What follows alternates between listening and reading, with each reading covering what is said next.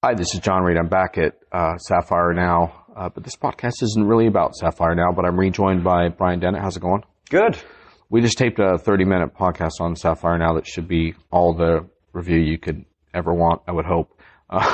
So now we're going to talk more about what's driving your venture and your passion for AI and machine learning. And you're actually a classic enterprise guy. You got a lot of ERP project background, so you've gone through a lot of transitions in your thinking as well. Indeed. One thing I really wanted to get into is your focus on practical AI from a project standpoint, because I recently wrote on Diginomica so I'll backtrack a bit. Den Howlett wrote a post basically that says AI isn't intelligent, it's dumb. Mm-hmm. And his whole point was that the limitations on today's AI technology are significant and way more than a lot of the hype masters would have us believe. And another point that he wanted to make is that a lot of the terminology around AI is thrown around way too loosely, which I think we can all agree upon, right? Like, yeah, I do it too. I mention AI when it's not really generally artificially intelligent in any meaningful way. So he was making those points, which I think are really valid. And in a follow-up piece, rounding out some of our coverage, I basically said that what we're trying to do at Diginomica is two things, kind of puncture hype balloons around the concepts, but then also look at what's possible now, because my experience is that there are some cool things that are possible now once you understand sort of both the limitations and the potential of what today can do. And I know that's something that, since you guys are doing this for real, you see with your customers all the time. Yeah. So with that in mind, you talked to me before we started recording about practical AI. So how do you define that? So I think that I agree with all your criticisms of the current AI hype cycle that we're in. And the way that I like to kind of draw a line here and frame this is that, you know, AI, the whole notion of general intelligence of some sort, I think a big part of that is decision making. And so if you think about, we're not quite there, we don't have techniques and models that are mature enough to always get to a point where you can confidently allow a system to autonomously make decisions. If you take a step back from that and you think about what's left, really that's where I think you start to see the opportunity space for AI as we know it right now. And I don't like the term AI when you start thinking about it in those terms. And so what I've gone with is IA. And so intelligence augmentation. We are still the AI. Humans are still the AI.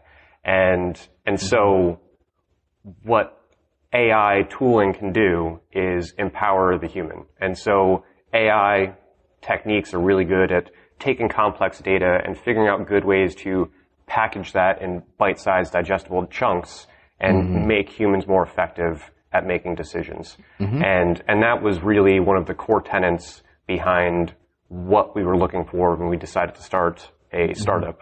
And so when you think about that a little bit more, really what it comes down to is it's not AI, it's machine learning. And for us, it's machine learning is one pillar and the natural language is the other. And there's a blurring of the lines there, but really those are kind of two different skill sets.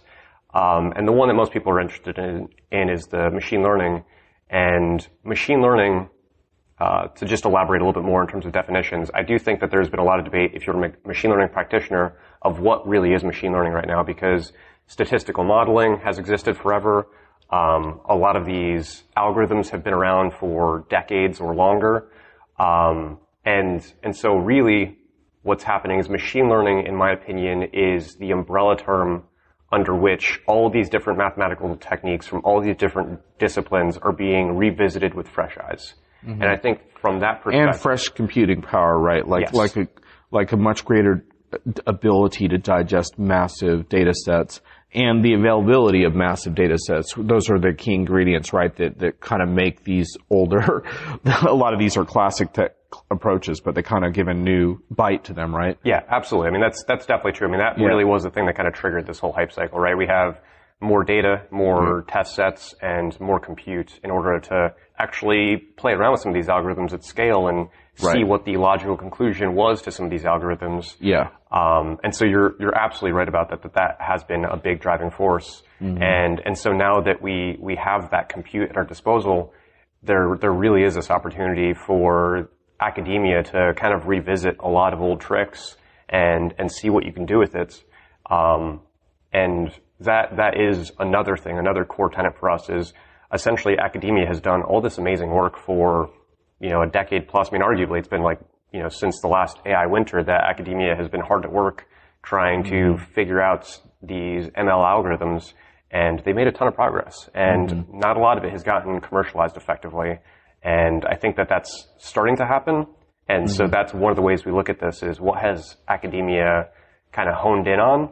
And I think the interesting thing there is trying to bridge that gap between practical application and academia. And there's a lot of cases where academia wants to stay absolutely pure. If they can't write a simple mathematical equation, a simple algorithm that essentially solves that problem, then it doesn't work out as a good paper. Where in industry, you can cheat all over the place. And if you start thinking about, like, how does this algorithm work and where are the aspects of it where I can cheat a little bit, where I can add a little bias based on my industry expertise, well, suddenly there's potential wins there.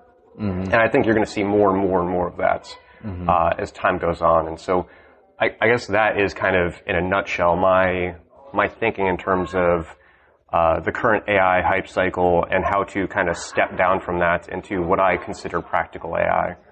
Right. And I think we missed one more ingredient of what's happening now. Correct me if I'm wrong, but I think the final piece of the puzzle is the fact that the impact of open source.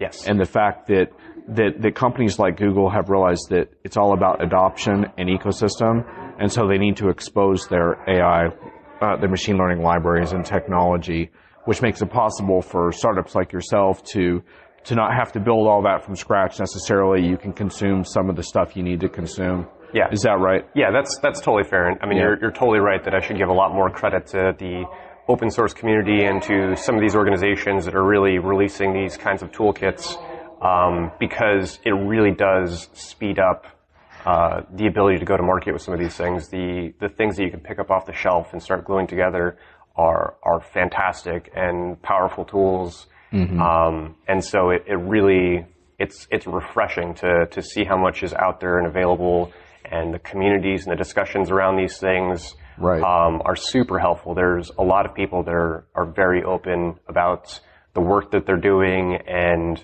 it's nice to see a community that's not as afraid to talk about the failures, because oftentimes those are the things you learn most from.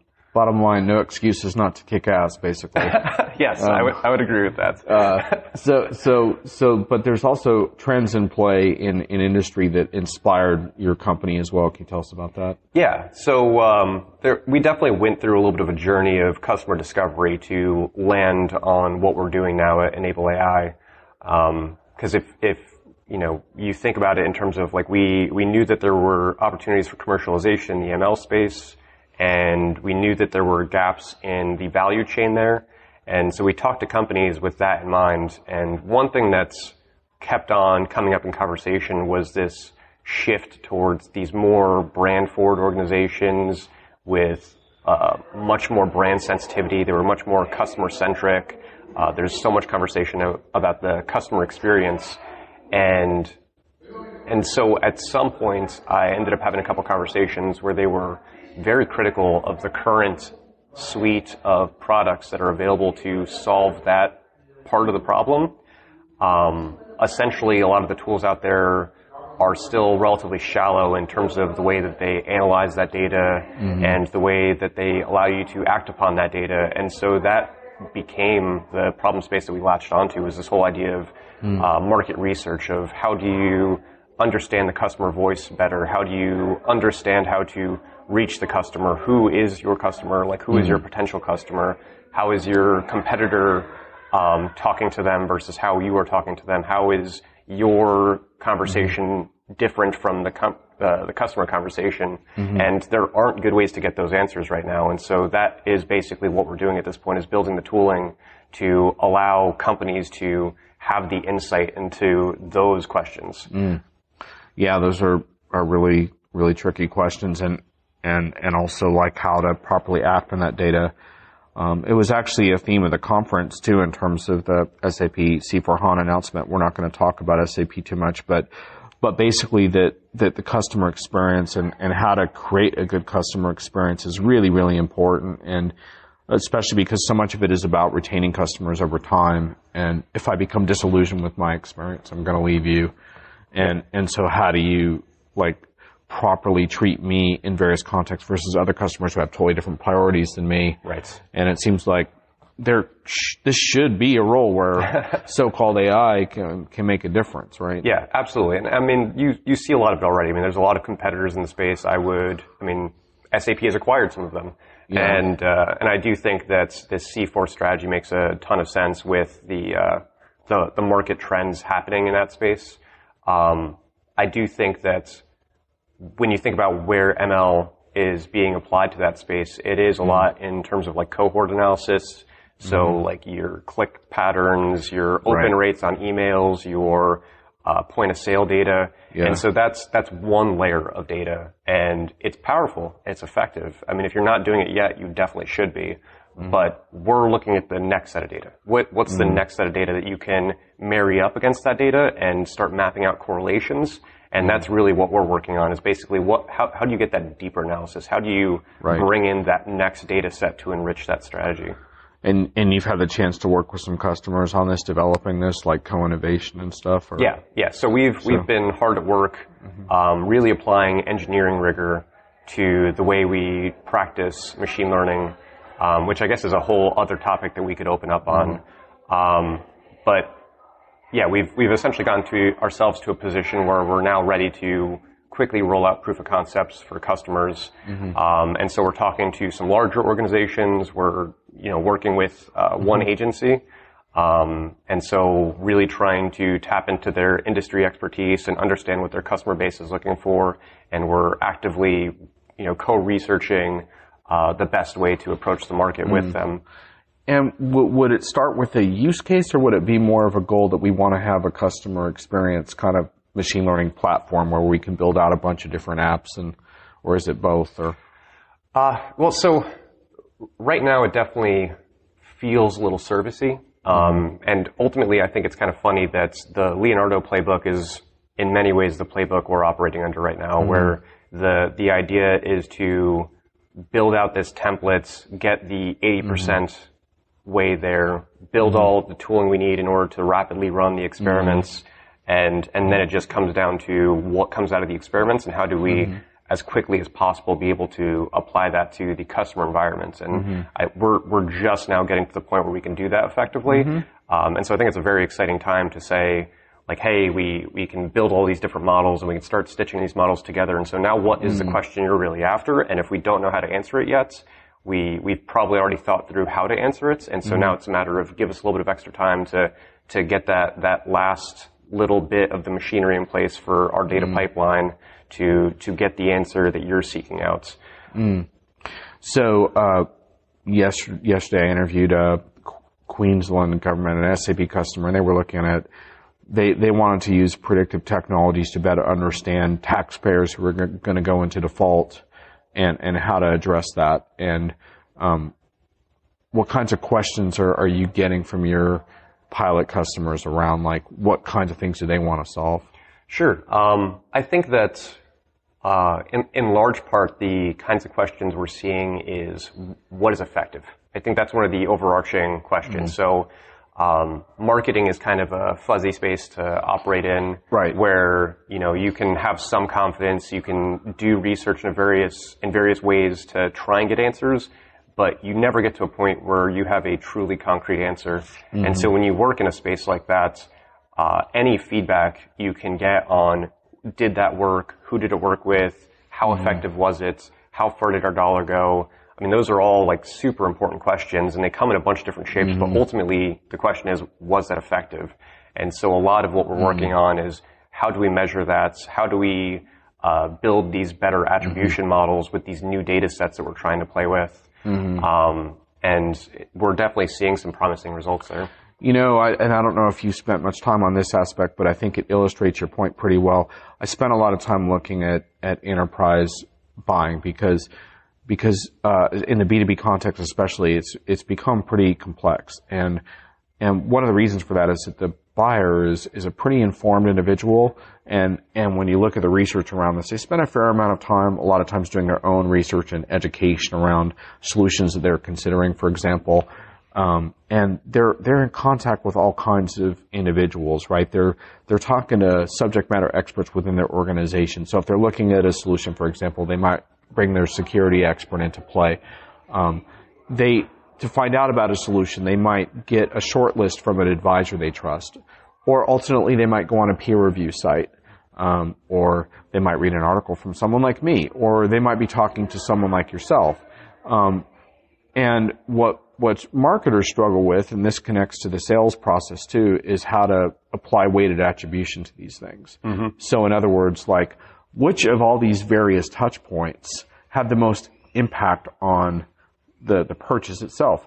And even if you ask the buyer, which is very labor intensive, they might not even remember all, like, it's tricky with that stuff, right? Like you had a conversation one year at a trade show and you almost kind of forgot that you had it, but that was the first person that ever mentioned the solution to you. And so the next time you kind of did remember it, and then you went to a webinar, and then, and you might have forgotten that you were at that webinar, but you were then got an email subscription list. And so to me, that's super fascinating because marketers have to figure out, they do have budgets to work with, but where to put that, right? Like where's the biggest impact? And and we've come a bit of a ways with attribution from where we started, but it strikes me that this kind of thing is perfect for what you're talking about. Yeah, am I right? Absolutely. And what you're talking about in terms of all the different touch points in which that customer consumed information about the competitive landscape of products that they were looking at, like that's essentially our data sets, right? Is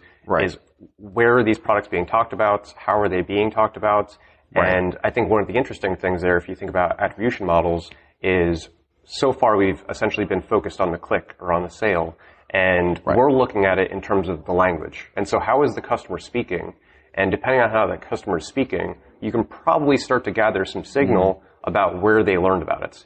And I think when you start thinking about it through that lens, there's a whole bunch of very interesting possibilities about how to rethink about the attribution model. Yeah, it's a promising area that needs a lot of help, and I think I've spent a lot of time thinking about that in terms of like how do you weight different aspects, and a lot of times there's social conversations happening that you don't know about. Mm-hmm. Now, granted, some of this is behind walls that probably even your crawlers can't penetrate. Unfortunately, yes. but some of it's public, and you still don't know that it's happening, even if you have your best trackers on, because different things can happen in different forums and stuff. I think you and I have talked about this before, how, there's a couple of dominant sites, but there's also a lot of other places where people might post a question.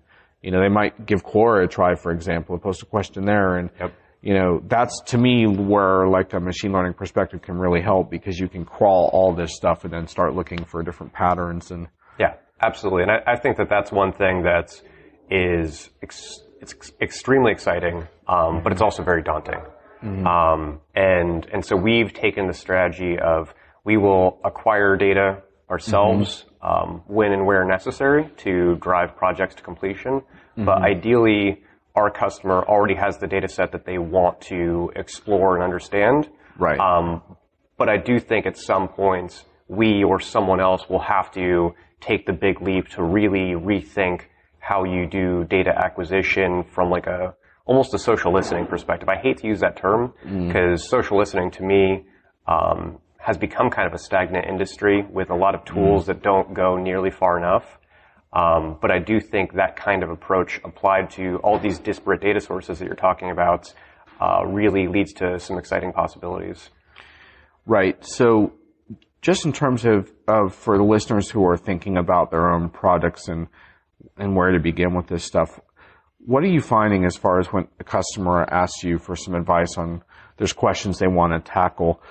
Do they have the internal resources in-house to pursue this, like in conjunction with what you provide them? Like what are the building blocks here to actually get something going? Because people are looking for quick wins, right? They don't want to.